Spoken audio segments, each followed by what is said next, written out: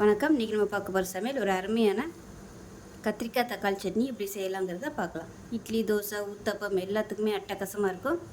வாங்க எப்படி செய்யலாங்கிறத பார்க்கலாம். தேவையான அளவுக்கு எண்ணெய் சேர்த்துக்கலாம். இப்போ எண்ணெய் நல்லா சூடாயிருச்சு. மீடியம் சைஸாக 2 தக்காளி கட் பண்ணி வச்சுருக்கேன், அதை சேர்த்துக்கலாம். இது கூடவே 20 சின்ன வெங்காயம் முழுசாக அப்படியே சேர்த்துக்கலாம். இது கூடவே காரத்துக்கு ஏற்ற மாதிரி 10 வரமிளகாய் சேர்த்துக்கலாம். நான் வந்து சின்னதாக தான் சேர்த்துருக்கேன். இது கூடவே ஒரு 3 பச்சை மிளகாயும் சேர்த்துக்கலாம். இப்போ இது கூடவே ஒரு 3 கத்திரிக்காய் எடுத்துருக்கேன், அதையும் இதோட சேர்த்துக்கலாம்.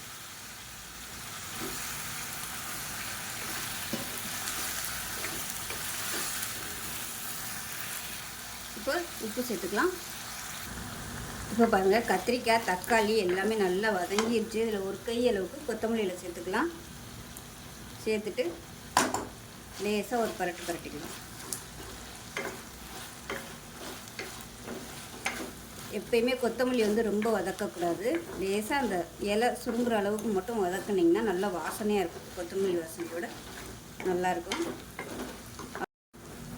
ஆறுனதுக்கப்புறம் நல்லா அரைச்சிக்கலாம். ரொம்ப நைஸாக அரைக்கக்கூடாது, கொஞ்சம் அப்படியே திரியாக இருக்கிற மாதிரி அரைச்சிக்கலாம்.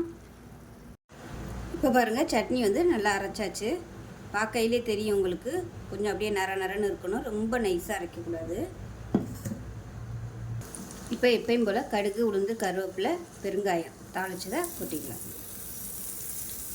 ஒரு சூப்பரான சட்னி ரெடி ஆயிடுச்சு. அவ்வளோதான், அருமையான சட்னி ரெடி ஆயிடுச்சு. எப்பயும் போல் வெறும் தக்காளி சட்னியாக செய்யாமல் இது மாதிரி கத்திரிக்காயை போட்டு செஞ்சு பாருங்கள். உடம்புக்கும் நல்ல ஹெல்த்தியாகவும் இருக்கும், டேஸ்ட்டாகவும் இருக்கும், வித்தியாசமாகவும் இருக்கும். ஸோ இந்த வீடியோ பிடிச்சிச்சின்னா லைக் பண்ணுங்கள், கமெண்ட் பண்ணுங்கள், சேனலை சப்ஸ்கிரைப் பண்ணுங்கள், பக்கத்தில் பெல் பட்டனை ப்ரெஸ் பண்ணுங்கள். நன்றி.